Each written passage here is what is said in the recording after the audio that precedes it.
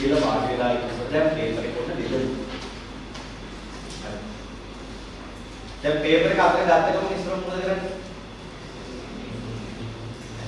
Paper එක කිව්ව කියලා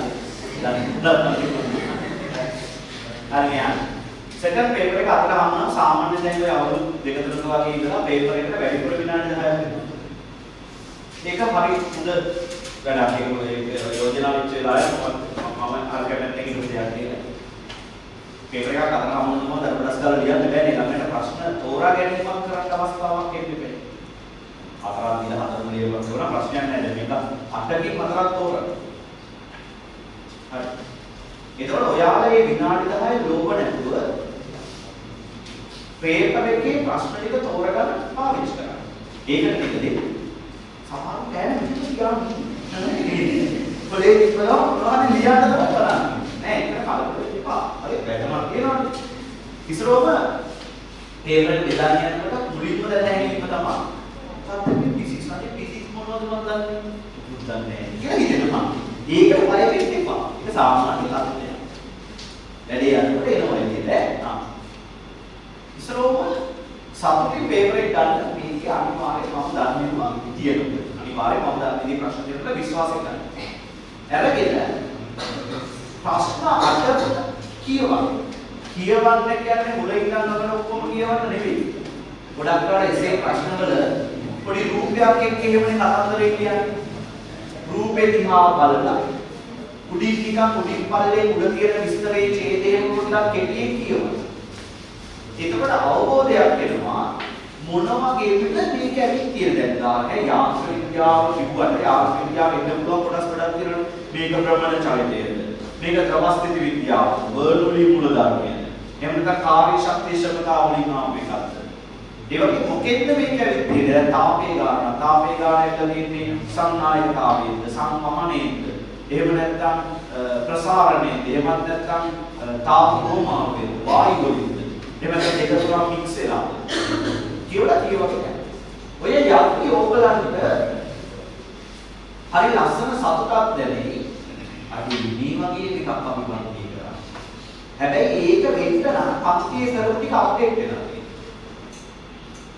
ඒකට පොඩි වැඩක් කරන්න ඕනේ ඒක මම අර පන්ති වලදී කියන්නම් හරි ඒක ඔයගොල්ලෝ පන්තියේ කරපු පේපර්ස් ටික මේ ආසන්න භාගයේ කරපු ටික හොඳට අප්ඩේට් වෙලා තියෙනවා ඒ ප්‍රශ්න වලට නැවත කීප වතාවක් උත්තර ලියලා එහෙම කියනවා මම කියන්නේ මේ ප්‍රශ්නේ නම කියලා එහෙනම් මම හදලා කරේ හරිද එහෙම වෙන්නේ නැහැ ඒ වුණාට ඒ කිට්ටුවෙන්ම යන ඒ සංකල්පයේ තියෙන ප්‍රශ්න තියෙනවා අඩුම දෙකක් තුනක් විතර වෙන්න ඇති තියෙනවා ඒකට ගැම්මෙන් ඒව සිලෙක්ට් කරගන්න මෙන්න මේ ප්‍රශ්නේ මම කරනවා මේක කරනවා ඒ අතර තව ඔයගොල්ලෝ එහෙම දැකලාම පුරුදු නෑ හැබැයි මම ආසම පාඩමේ දැන් උදාහරණයක් වශයෙන් විද්‍යුත් එක තමයි මම ආසම විද්‍යුත් එක ගන්න කරනවා මේ ගැම්මෙන් ඒ ප්‍රශ්න තෝරගෙන ඒ වගේ ඕගොල්ලෝ මෙන්න මේ කොන්දේසියක් මට හොඳටම පුළුවන් කියලා විශ්වාස තියෙන පාඩම නිසා මට හොඳ ගුරු පුරුදු ප්‍රශ්නයක් මේක නිසා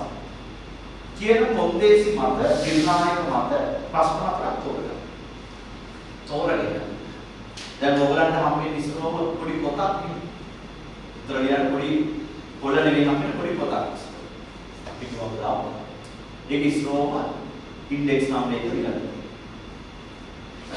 ඊට පස්සේ ප්‍රශ්න අපි දැන් ඔයගොල්ලෝ යාන්ත්‍රික ප්‍රශ්නෙම පටන් ගන්න නැති වෙන්නේ නේද කියනවා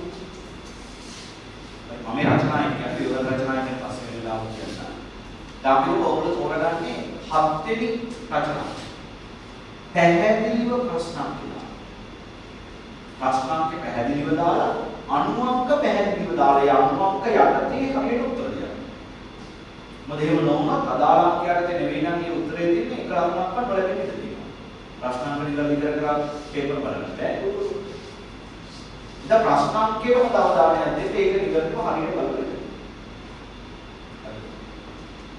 මේ ප්‍රශ්නේ කියවන්න තියෙන කොටස රූපෙකුත් එක්ක කියවන්න තියෙන කොටස කියවන වෙලාවට කලබල වෙන්න එපා සමහරවල් වෙන අපරාධ වෙලා උඩ විතරේ වුණේ කෙලින් ප්‍රශ්නේ කියවලා උඩින් උත්තරේ වෙනවා ඉංග්‍රීසි පේපර් එක එහෙම කරන්න එපා මේක බෞද්ධ විද්‍යාවනේ ඉස්රෝම මේ සිද්ධිය හොඳට පොඩ්ඩක් අවබෝධ වෙන්න ඕනේ නිසා රූපයක් එක්ක විනාඩි 5ක්. ප්‍රශ්නේ තියෙන්නේ මොනවා ගැනද කියලා සංකල්පය අදහස ඔළුවට දාගන්න. දාගෙන ප්‍රශ්න කරේ. දැන් ඒක උන්නේ A කොටසේ තියෙන කොටස් තුනක් කරා. B කොටස ගියා. B කොටසේ පළවෙනි කොටස බලනවා එහෙම නැහැ. මොකද බලේ විතර.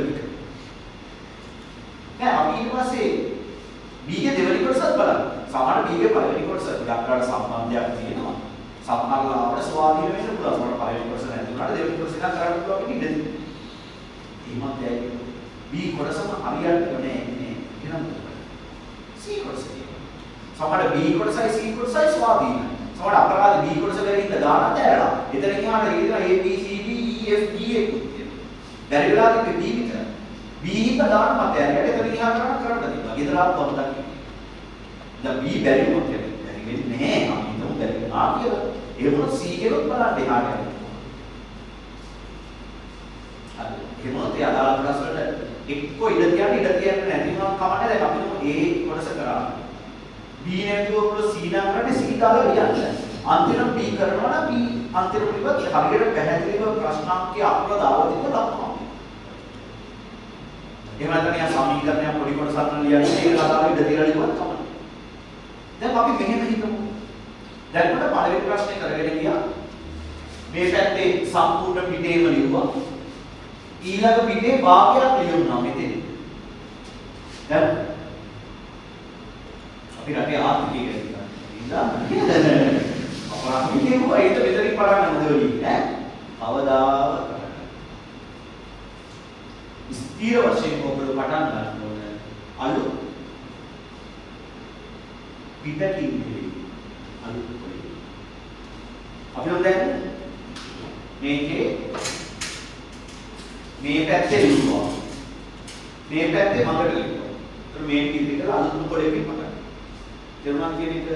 අපි හිතමු දැන් මේකේ මේ පැත්තේ ලියුවා. මේ පැත්ත සම්පූර්ණයෙන් ගියා. මේක චුට්ටක් ගියා. තව මෙතනත් ඉතින් එහා පැත්තත් ඉතින්. මම යෝජනා කරා එහා පැත්තට ඊළඟ ප්‍රශ්න බලන්න දෙපා. ඇයි කියලා හිතන්නේ? මෙන්න මේ. දැන් මොකද දාන කරලා ඉවරයි කියලා හිතාගෙන. ඒක දැන් මෙතනින් ඉවර කරලා. ඔයගොල්ලෝ මේ ඊළඟ ප්‍රශ්න මෙතනින් පටන් ගන්න. ඔක්කොම කරන් ගිහලා අන්තිම වෙලාවේ නිකමට ආපහු බලනකොට මල කිරිය පළවෙනි එකේ කොටසක් දැන් ඒක ලියන්න ඉඩක්. එහෙම නැත්නම් කොටසක් කරලා වැරදි. ඒක නැවත නිවැරදි කරන්න. දැන් කොහෙද නිවැරදි කරන්නේ? පළවෙනි එක මෙහෙම ලියලා මෙතෙන්ට ඇවිල්ලා. දෙවෙනි එක මෙතනින් පටන් ගන්න මේ චුට්ට විතරයි තියෙන්නේ ඒක ඉඩම. ඒක ආයෙ මොකද කරන්නේ? වෙනම එකකින් වෙනම පොළයක් අක්කිස්සර කියලා එහෙම තකන්දරයක් කරා. දැන් ඕගොල්ලෝ අලුත්ම පොළේකින් නම් අලුත් ප්‍රශ්නයක් පටන් ගන්නෙ. අනිත් ඒ මැදට තව උතරක් පොළ දාන්න බැහැ. මම කියන්නේ තේරුණාද? දැන් මෙතන පිටු දෙකකුයි භාගයකුයි ගිහිල්ලා ඒ මේ කොටේ ආයේ ප්‍රශ්නේ පටන් ගත්තේ නැහැ. ඊළඟ ප්‍රශ්නේ පටන් ගත්තේ මේ කොටේ නෙවෙයි වෙන කොටේ. ඒතර මෙතන අතරමැද මොකටද පොළ දාන්න පුළුවන්. ඒතර මම ප්‍රශ්නෙට මොන දෙන්නේ? ඒ වගේ සියුම් දේවල් ගැන පවා පේපර් එකක් ක්ලියර් කරලා අවධානය දෙන්න. තේරුණාද කියන්නේ? එහෙනම් මොකක්ද උපදේශේ? 1 පළවෙනි විනාඩි 10යි කලබල නැතුව ප්‍රශ්න 4ක් තෝරගන්න. 2 ඒ ප්‍රශ්න 4ේ හොඳම කික්ම ගන්න. ඒක පළවෙනිම ගන්න වෙන්න ඕනේ. තමන්ට ෂුවර්ම වගේ දැනෙන පාඩමේ හොඳම කියලා හිතලා ගන්න වැඩි පටන් ගන්න. ඒකල විනාඩි 5ක් විතර ලෝභ නැතුව ඇරගෙන 5කට වඩා යන්න එපා. 5ක් කොයි ගන්නේ තමයි යන්නේ. ඡේදික වල ගන්න මම කියන්නේ සාමාන්‍ය ගන්න. මේ පොඩි ඡේදයයි රූපයයි සංසන්දනය කළා ප්‍රශ්න තේරුම් ගන්න ගන්න. A කොටස කරලා B කොටස බැරි වුණා කියලා ගාන අතාරින්න එපා. B අතහැරලා C එකෙන් හරි පටන් ගන්න උත්සාහ කරන්න. ගාන සම්පූර්ණයෙන් ඉවර කරපුවාම ඒ පිටේ ඒ පොළේ වෙන ප්‍රශ්නයක් පටන් ගන්න එපා. අලුත්ම පොළේකින් අලුත් ප්‍රශ්න පටන් ගන්න. පොළ මොන කරන් දෙනවා. හරි. පොළ දුන්නම දිනන ටුක් ගාලා දාන්න. එතකොට මැඩම් හරි සර් ළඟට ඒ පොළයක් ඉන්න. පොළේ ඉන්න. එකක් දුන්නොත් දෙනවා. ආයෙත් ටුක් ගාලා ගන්න බැරි වෙලාව තමයි මගේ එකක් අපල පොළට අපිට කිසිම තීරණයක් ලැබිලා නැහැ. කියන සමදෙන්න පොළට වැඩි වෙලා යනවා. තේරුණාද කියන්නේ? ඊට පස්සේ දැන් ලියන්න යනකොට අපි හිතමු මෙහෙම සීට් එකක්. දෙවෙනි ගාන ගත්තාට C සිම්පල් එක කොටසේ කොටස් දෙකක් තුනක් කරා ඉන්දියා නිරෝපම් කරන්නේ. ෂෝක් කියලා එක තෝරගත්තට ටිකක් වැඩි අමාරුයි. දෙවෙනි තෝරගත්ත ගාන අවුල්. හැබැයි ඒක කොටස් දෙකක් කරලා තියෙනවා. 10ක් දෙන්න කොටස් දෙකක් කරලා තියෙනවා. අලබල වෙන්න එපා. තව ප්‍රශ්න තියෙනවනේ. ඒ දෙවෙනියට ගත්ත ප්‍රශ්නෙට ඔකුනේ. ඒ පොඩි හිම පැත්තකින් තියෙනවා. අනිත් එක තමයි පොත ඉවරුණාට දැන් පොතක් විශ්වම මේ පිටු 10ක් ඉතින් දිනවල ඒක ඉවරුණාට පස්සේ ඒක කොහොමද තියෙන්නේ? අලුත් පොළනේ දැන් ගන්න හැම පොළේකම ඉන්ඩෙක්ස් නම්බර් එකයි පිටු අංකය ගන්න. ඒකල ලියලා ඉවර වෙනකොට මුණින් අතර පිළිවෙලට පොළට තියාගන්න. නැතුව ගෙදර ගණන් හදන පුරුද්දට හතර අතේ පොළ දමාගෙන ඉන්න එපා. පිළිවෙලට තියාගන්න. පුළුවන් නම් ඒ පොඩි පොළ සමහර මේ ශාලාවල තියෙන භාග විදි උඩ ගන්නවොත් අපේ රෝස්වත් උදේ දැන් උඩට අපි පාත් දෙනවා. වෙන්න තියෙන හැම අවුලක්ම ඒ වෙලාවේ නැති කරගන්න. පුළුවන් තරම් මානසික නිදහස ප්‍රශ්නයක් ඇතිවෙනවා ඉන්නේ. හරි මොකක්ද මෙන්සින් කේස් එකක් හරි ගෙනියනවා නම් ඒක හරි පිටුකින් තියාගන්න බරට පොළ කියන්නේ. පිළිවෙලට පොළට තියාගන්න පිටුවක් තියෙනවා. දැන් දෙවෙනි ප්‍රශ්නේ ගත්තා මම කියන්නේ හිත හදාගන්න. ඒක කොහොමද ඉදම තිබ්බා. ඊළඟට තෝරගත්ත ප්‍රශ්නේ තියෙනවා. ඒකෙන් පටන් අර කපටෙන් හදිස්සිය. ඒකෙන් පිටිච්චා. දැන් පළවෙනි එක කම්ප්ලීට් කරා. දෙවෙනි එක චුට්ටයි කරේ. තුනක් හරි හතරක්. දැන් ප්‍රශ්න තුනමාරයි කරා. මේකත් කියන්න. කෙසේ ප්‍රශ්නික මම රෙකමන්ඩ් කරන්නේ විනාඩි 20. හැබැයි සමහර ප්‍රශ්න වල විනාඩි 25ක් තියෙනවා. 25 ගිනා විනාඩියක්වත් ගන්න එපා. දැන් විනාඩි 25 වුව හතරක් කිව්වොත් කීයද 100ක් වෙනවා. අපිට කියනවානේ ඔන්න කී කොච්චරද? ඒ කියන්නේ අපිට මුළු ස්ට්‍රක්චර් එකේ ඔක්කොම තියෙන්නේ පැය තුනක්. පැය තුනක් කියන්නේ විනාඩි 180ක්. ඕකේ ස්ට්‍රක්චර් එකක පැය තමයි හොඳ උපරිම පැය විනාඩි 10. ඒ කියන්නේ විනාඩි 70. මේ ත්‍රිවෙනි කියන්නේ 25 ගාන ගත්තොත් එහෙම 10ක් වෙනවා.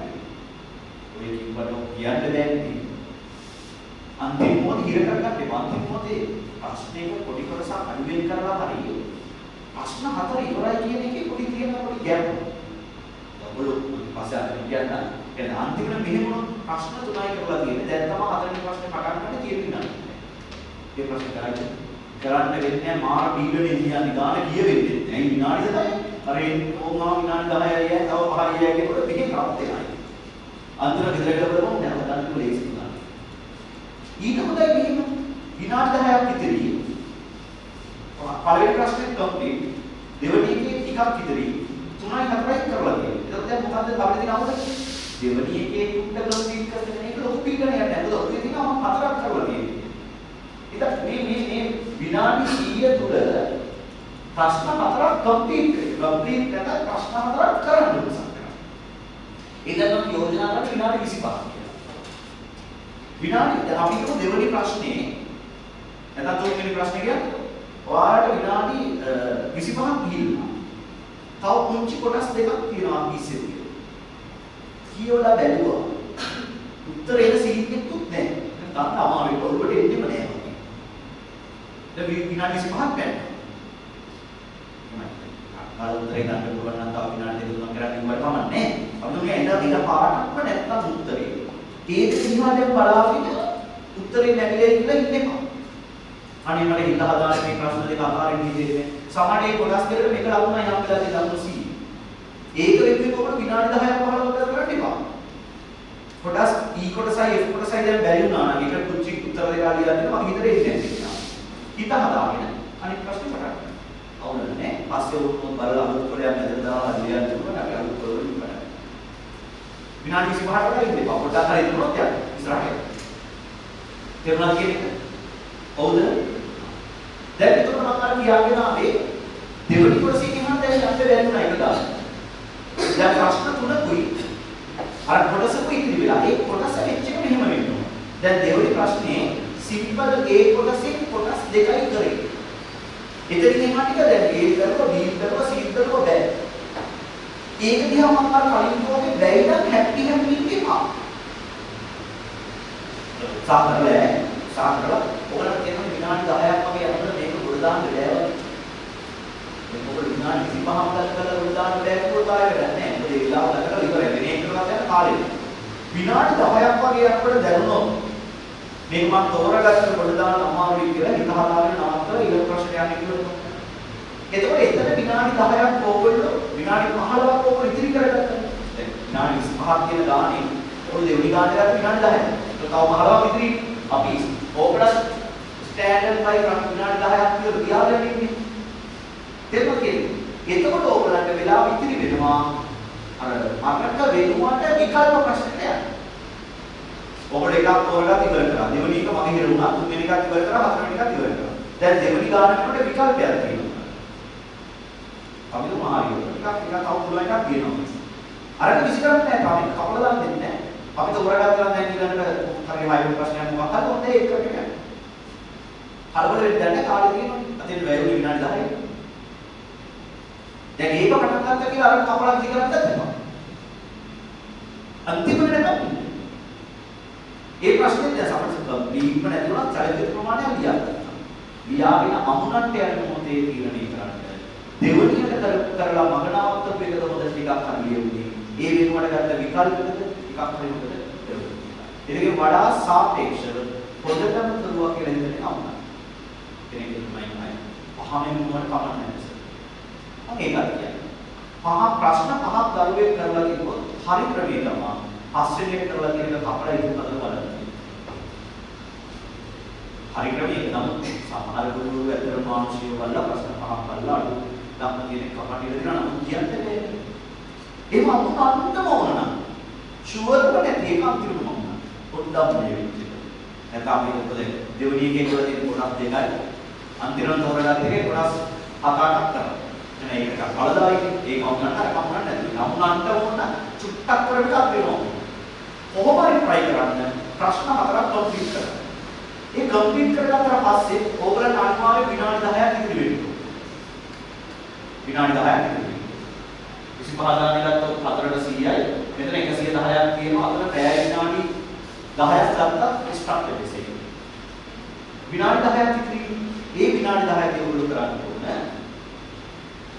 හොඳට පේපර් එක ආපහු මුලින් ඉඳන් බලන ගමන් මොන අමුණක්වත් කවුරුත් නැහැ. ප්‍රශ්න පිළිවෙල කියනවනේ. දැන් එක කොටසක් අපි හිතමුකෝ නිකන් මේ තව ටිකක් කෙරෙන්න තියෙනවා කියලා. එතෙන් වැඩිපුර පොලේකුත් තියලා අමුණනවා. අන්තිම මොහොතේ අමුණන්න ඉන්නවා. සමහර ඒවා වෙනවා. දැන් මගේ ආර්ටිකල් එකක් වුණා. ඇප්ලයිඩ් පෙන්සිල් දවසේ පොළ ගොඩාක් ලියුනේ ඇප්ලයිඩ් පෙන්සිල් එක. මුත්තම බ්‍රයිට් කේස්. මම ඒක කිව්වම තමයි ලිව්වේ එක්සෑම්. හරි කලබලයි මේක. ලියලා අන්තිමම දැන් සර් අර එහෙම ඒක පුරාට එදිනා මිනිහට එකට. ගැන ගහලා උත්තර ආදේකට මැද පොල් ටික තරව කරලා තියෙනවා. ඒ කියන්නේ ඇවිලා නැහැ. දැන් ආයෙ ගැටේ දිහාගෙන අර පොල් ටික මෙහෙම කලබලයට තියාගෙන ගැට ගහලා දුන්නා. මැත්ස් එක ඉස්සර පයිල් තියෙන මැත්ස් මූ ඊළඟ දෙකම ලිපේ ෆුල් අවුල් වෙනවා. ඒ පොල් ටිකේ මේ මාර්මාල් ගන්න යනවා. ඒක ඉඳලා කරනවා. මොකද මේක ආවස්. ඒකට ඒක රිස්ක් එකක් ගන්න එපා. ඒක හොඳට අමුණන්න. අමුණලා නැසවත් බලන්න. ඊට පස්සේ දැන් අර තව විනාඩි 10ක් තියෙනවා. කම්ප්ලීට් කරපු නැති වලද තියෙන්නේ. දැන් ඒක ප්‍රශ්නක මම ඊ කොටසයි ඒ කොටසයි කරලා තිබ්බේ නැහැ. හැබැයි මම ගැම්මේ ඉන්නේ ඇයි? ප්‍රශ්න හතරක් කම්ප්ලීට් කරලා තියෙන්නේ. ඊයි එෆ් එකයි දැන් දවසේ ආයි කියවන්න. හරි ඒක සමාන කරලා ඒකට ඉඳ තියාගෙන ඒකයි අලුත් පොලේකින් පටන් ගන්න විතර ඕන විතර අවුලක් නැහැ ඉඳ තියෙනවා. දැකලා ඉතන අලුත් පොලේකුත් වැඩිපුර පොලේකුත් කියලා නමුනා කියනවා. කිව්ව දේවල් දෙනවා. අන්න ඔය විදිහට කලබල නැතුව අවබෝධයෙන් පේපර් එකට මුහුණ දෙන්න. එහෙම නැත්නම් මම දැකලා තියෙනවා සමහර වෙලාවට.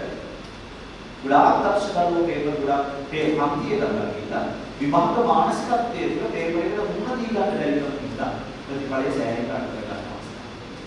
ඒක කරගන්න වෙනවා. අමාරුකම් පිළිබඳව කරනවා. මේ වෙලාවේ වැදගත්ම දේ උගලන්න. තමන් ගැන තියෙන විශ්වාසය. ඒක නැත් කරගන්න. ගන්න ඒක.